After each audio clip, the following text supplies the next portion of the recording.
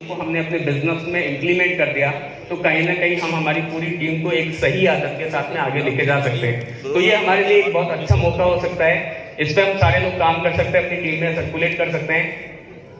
अब मैं कहना चाहूँगा, ये कहीं मायने नहीं रखता साथियों हमारे पास में कितने संसाधन है, कितने रिसोर्सेज हैं। अगर उसका यूज करना हमें नहीं आता है तो हर चीज़ हमारे लिए यूजलेस हो सकती है या फालतू हो सकती है। अगर इनका सही तरीके से यूज करना हमें आ गया तो हर एक चीज़ हमारे लिए हमें डायमंड तक ले जाने का रास्ता दिखा सकती है और वो सारी चीज़ें हमें वेबसाइट पे मिल सकती है।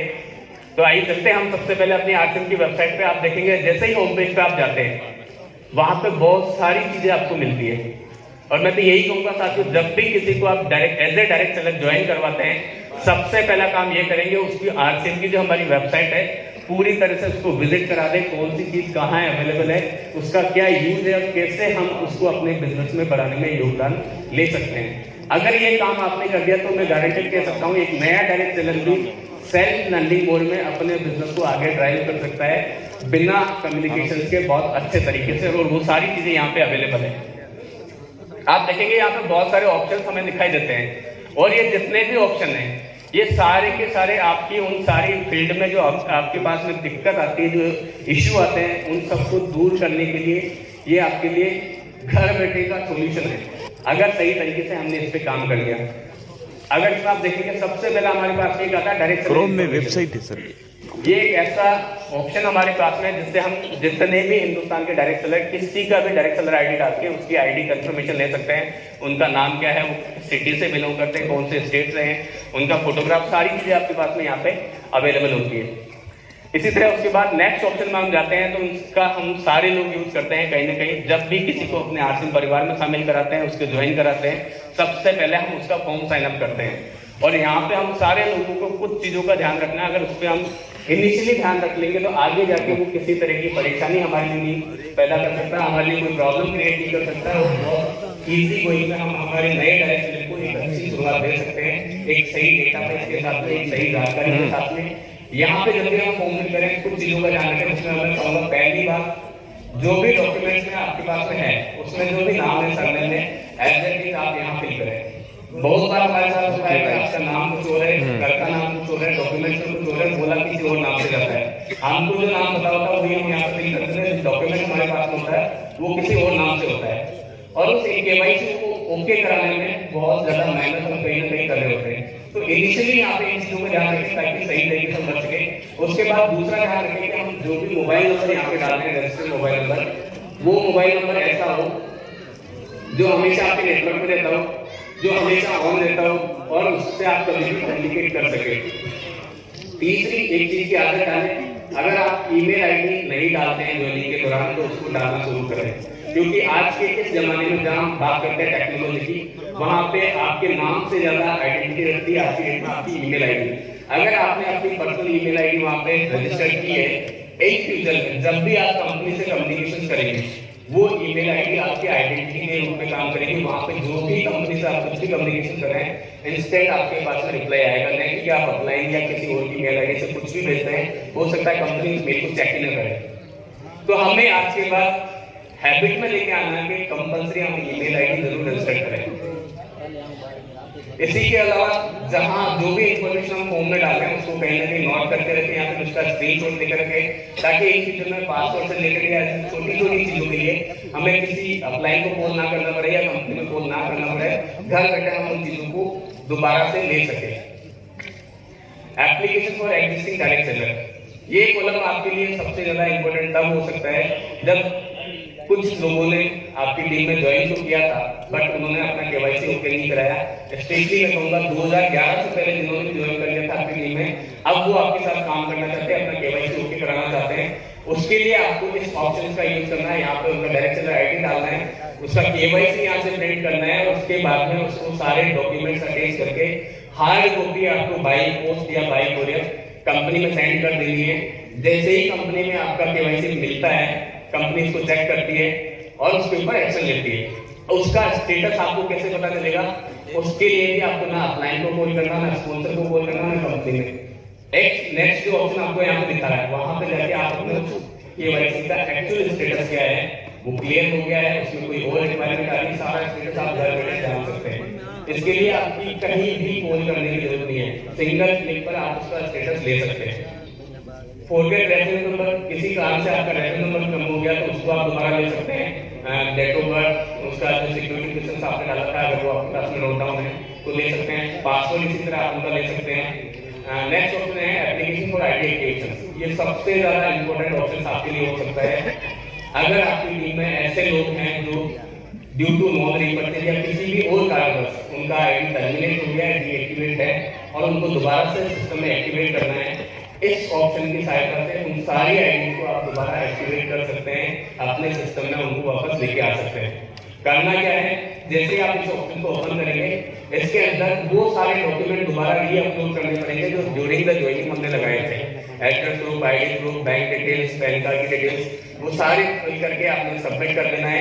उसके बाद में काम करना है, नियरेस्ट जो भी आपका पीयूसी है वहां जाकर आपको सबसे पहले मिनिमम रिपर्चेज करवानी है उस आईडी पे, जितनी हम एक ज्वाइनिंग को एक्टिवेट करने के लिए करते हैं। और उसके बाद नेक्स्ट ऑप्शन आपका है आईडी एक्टिवेशन स्टेटस। उस आईडी का स्टेटस आप अगले ऑप्शन के द्वारा चेक कर सकते हैं कि वो आपकी ओके हुई है नहीं हुई है, उसमें और कोई रिक्वायरमेंट है।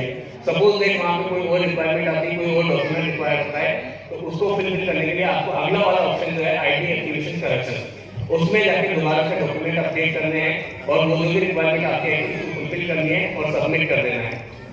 तो यहाँ से घर बैठे आप उन सारी डीएक्टिवेट आईडियों को एक्टिव करा सकते हैं।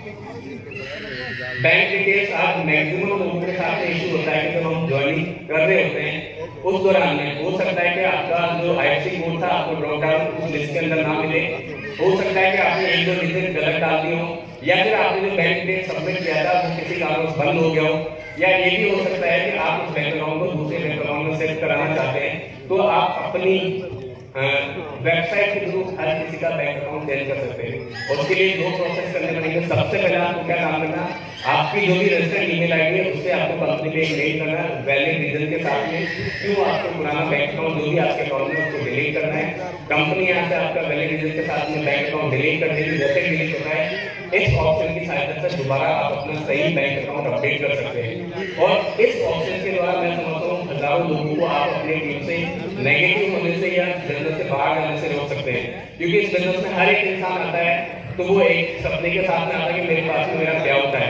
अगर उसके पास में उसका पे आउट सही समय पर नहीं मिल रहा है या नहीं जा पा रहा है due to wrong bank account, wrong IFSC code या किसी भी रीजन से, तो कहीं ना कहीं वो बिना किसी रीजन के हमारे सिस्टम से आउट हो जाता है। तो ऐसे लोगों को हम अगर ये इनिशियली सर्विस में इस पे काम करें, हर एक डायरेक्ट सेलर को अपडेट करें कि ये सारी कंपल्सरी चीजें हम करके रखें ताकि एक दूसरे में उनके फंड बैंक अकाउंट में जाने से कोई रोक ना सके या उसमें कोई भी इशू ना आए, तो वो इस ऑप्शन के द्वारा हम बहुत इजी वे में क्लियर कर सकते हैं। बैंक डिटेल्स हम जब भी ज्वाइनिंग करते हैं, आज की डेट में मैंडेटरी नहीं है, तो जब भी हम ज्वाइनिंग कराएं कोशिश करें कि उसका पैन कार्ड जरूर अप्लाई कराएं। अगर नहीं है तो जैसे ही पैन कार्ड बन के आता है इस ऑप्शन की सहायता से दोबारा से हम वेबसाइट पे जाके उसका एक्टिव बैंक नंबर अपडेट कर सकते हैं, उसकी कॉपी वहां पे अपलोड कर सकते हैं। इससे क्या होगा है इन फ्यूचर में जब भी उनका बड़ा फंड बनेगा ट्रांसफर होने से पहले टीडीएस जो करता है आपका 20% 5% या अगर पैन कार्ड नहीं मैक्सिमम 20% तक भी करता है जो कि नॉन रिफंडेबल होता है।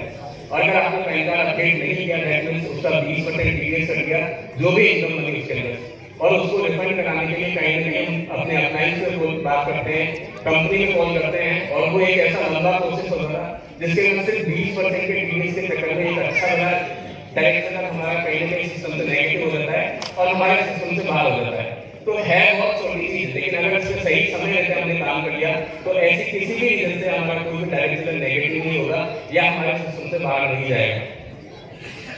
मोबाइल नंबर सबसे ज्यादा इंपॉर्टेंट मैं समझता हूँ, सारे लोगों का इशू होता है कि हमें मोबाइल नंबर अपडेट कराने होते हैं और उसके लिए कहीं ना कहीं हम अपनी पूरी अप्लायंस सीरीज को सिर्फ इसीलिए कॉल कर रहे होते हैं कि आपका मोबाइल नंबर चेंज करना है और आपके अपलायन आपके बिजनेस को बढ़ाने में नहीं सिर्फ आपके मोबाइल नंबर चेंज कराने के लिए लगे होते हैं।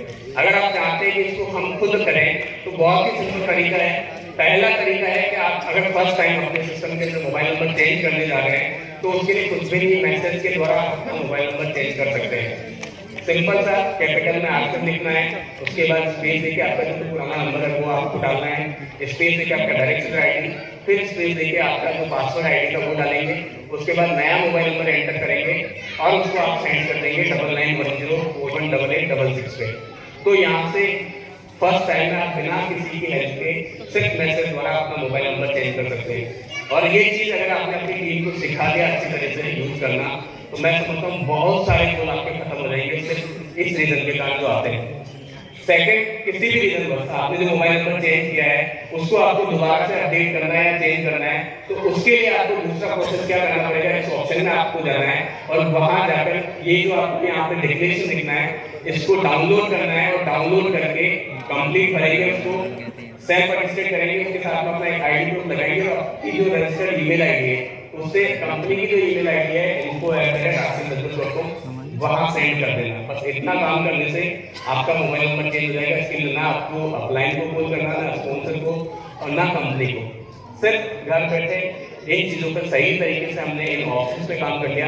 तो ये जो बेसिक्स हमें दिक्कत आते हैं, इशू आते हैं, इन पे बहुत अच्छे तरीके से हम सारे लोगों को बता सकते हैं, काम कर सकते हैं। और इससे ये होगा कि हमारे पास में जो रेगुलर इशू को लेकर कॉल आते हैं हमारी डाउनलाइन पे या फिर हम अपने अपलाइन को कॉल करते हैं, ये जो फालतू के कॉल हैं आपके बंद हो जाएंगे और आपके जो कॉल आएंगे आपकी टीम के पास में, आपके अपलाइन के पास में, सिर्फ बिजनेस को कैसे बढ़ाएंगे हम कहीं ना कहीं उस पर बात कर रहे होंगे।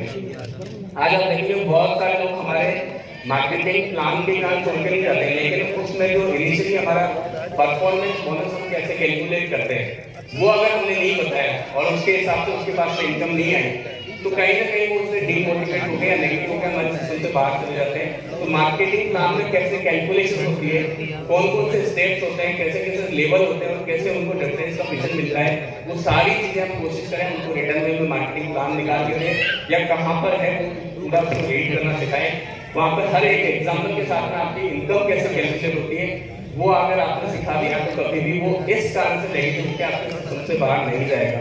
और ये वो सारी छोटी छोटी चीजें हैं साथियों जो कहीं ना कहीं हमारे बिजनेस को बहुत बड़ा